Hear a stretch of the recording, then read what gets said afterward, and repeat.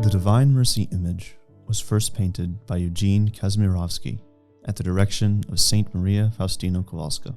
He painted the first version of the Divine Mercy, the so-called Vilnius image, in 1934, the same year that Faustina began to record her life's visions in the Divine Mercy diary.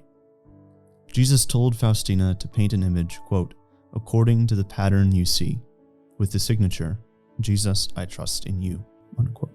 Faustina describes that pattern as Jesus clothed in a white garment, with one hand raised in a gesture of blessing and the other resting on his heart. From beneath the garment, two rays emanate from his heart, one red, the other described as pale. Faustina says that her soul was struck with awe, but also with great joy. So what does the image itself mean? Why is Christ depicted in this way? And what, in particular, makes this image the image of Divine Mercy? Let's take a closer look at the painting. At first, there isn't much to analyze besides Jesus' posture and the colorful rays of light shining from his chest. But to focus on these things first is to perhaps miss one of the image's most important lessons: the centrality of Christ and the unimportance of everything else. Jesus is depicted here against a background of darkness.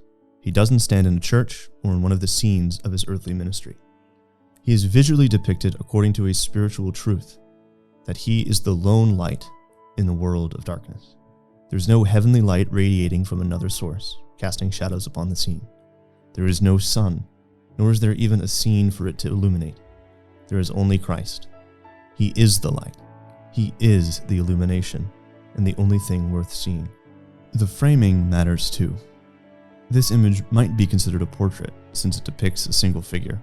But this is different than a portrait which depicts a person going about their life or in some kind of idealized state.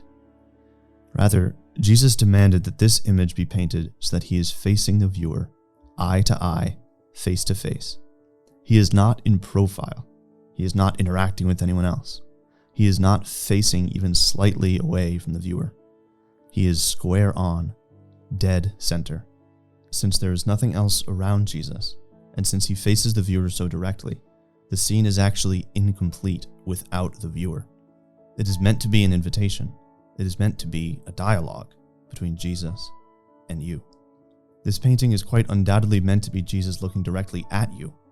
It is a moment unattached to any place or time except this place and this moment. It is as if Christ is coming out of eternity and entering your life wherever and whenever you are. Regarding Christ's own appearance, we see him depicted in a radiant white garment, similar to the white garments worn by the saints in the book of Revelation. He raises one hand in benevolent blessing, and the other directs us into his heart, which sends out rays of grace towards the viewer. Saint Faustina once asked Jesus what the rays of light signified, and he answered, "The pale ray stands for the water which makes souls righteous. The red ray stands for the blood which is the life of souls. These two rays issued forth from the very depths of my tender mercy, when my agonized heart was opened by a lance on the cross."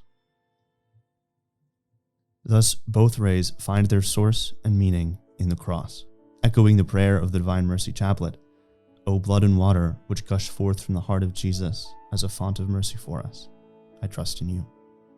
Christ's explanation also points us towards the sacraments of Holy Mother Church. The water which makes souls righteous is none other than the water of baptism, which washes away original sin.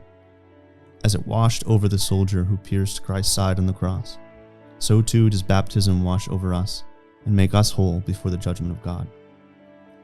The blood, which is the life of souls, is that most precious blood of the Eucharist, first poured out at the Last Supper, and then poured out to the last drop during his Passion. Jesus now pours out his blood as a sacrifice for us on the altar, each time we approach the Holy Mass. Although nothing can substitute the graces of a sacrament, it is clear that Christ wishes this image to be a source of grace for all those who venerate it. It is a timeless and intimate reminder that he came to us and poured out all that we need so that we might be reconciled to him through his grace and through his church. When we venerate this image and pray with it, we ought to reflect on the Lord's deep desire to encounter us and wash us clean.